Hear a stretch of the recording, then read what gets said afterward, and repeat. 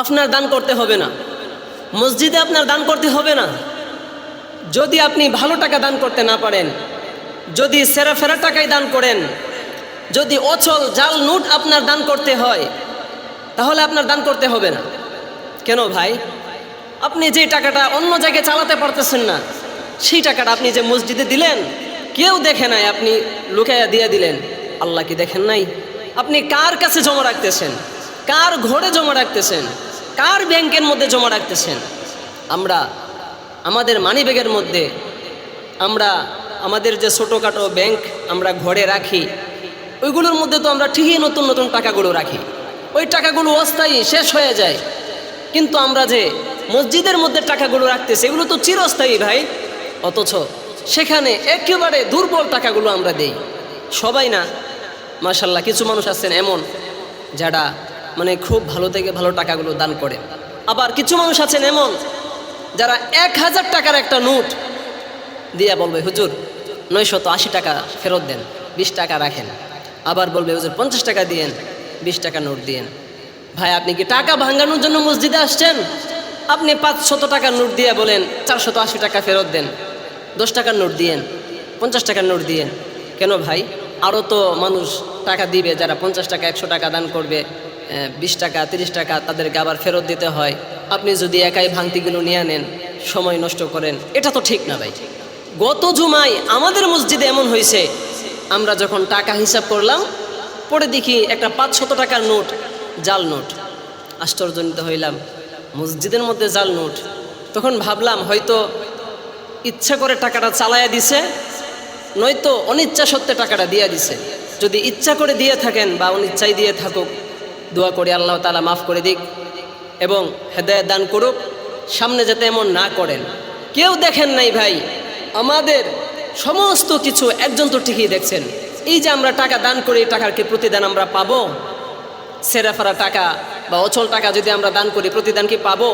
আল্লাহ তাআলা না করুন, হতে পারে এর বদলে আমাদের আরো ক্ষতিও হতে পারে। কেন আমরা এই ধোঁকাবাজি করলাম? কার সাথে ধোঁকাবাজি করতেছি? একবার ভেবে দেখেছি? আল্লাহ তাআলা আমাদের সবাইকে এমন অপছন্দনীয় কাজ থেকে হেফাজত করুন। ইখলাসের সাথে যদি আমরা 5 টাকাও দান করি, তাহলে আল্লাহ সুবহানাহু তাআলা তিনি মহান, তিনি আমাদেরকে এই 5 টাকাকে 5000 গুণ বাড়িয়ে দিতে পারেন। ইখলাসের সাথে ভালোবাসা নিয়ে মসজিদের মধ্যে দান করতে হবে। বাদশা হারুনুর রশিদের ঘটনা কি আপনারা শোনেন নাই?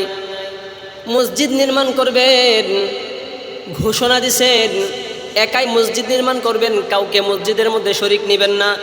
যুগালীরা কাজবাজ শুরু করলো। এক সময় কাজবাজ প্রায় শেষ হয়ে গেছে।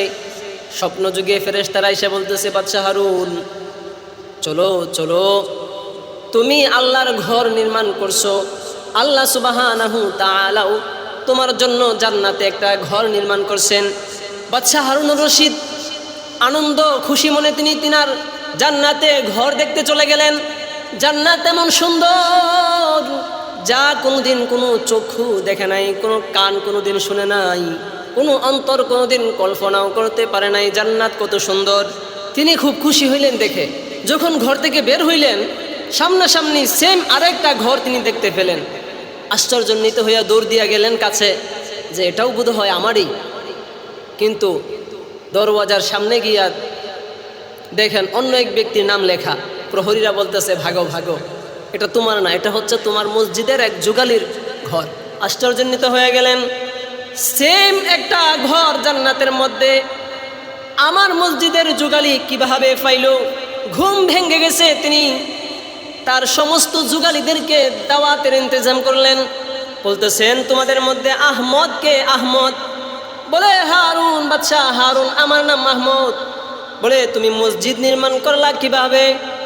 যুগালী বলে, বাদশাহ হারুন, আপনি ঘোষণা দিছিলেন আপনি মসজিদ নির্মাণ করবেন এবং ওই মসজিদ নির্মাণের মধ্যে কোনো অংশীদারিত্ব নেবেন না, কারো কোনো দান আপনি নেবেন না, একাই মসজিদ নির্মাণ করবেন। আমি যুগালীর মনের মধ্যে আল্লাহর ঘর নির্মাণের ভালোবাসা প্রেম ছিল, কিন্তু সামর্থ্য ছিল না।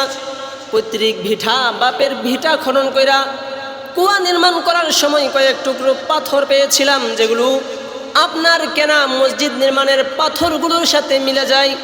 দিনের বেলায় আমি এইগুলো দিতে পারবো না, তাই গভীর রজনীতে আমি আমার পাথরগুলো নিয়ে আপনার স্তূপের উপর রেখে যাই এবং আল্লাহর কাছে হাত তুলে দোয়া করে, মালিক, হাসরের ময়দানে আপনি যখন মসজিদ নির্মাণকারীদেরকে ডাকবেন, আমি এই অধমকে আপনি মসজিদ নির্মাণকারীদের মধ্য থেকে আপনি ডাক দিয়েন।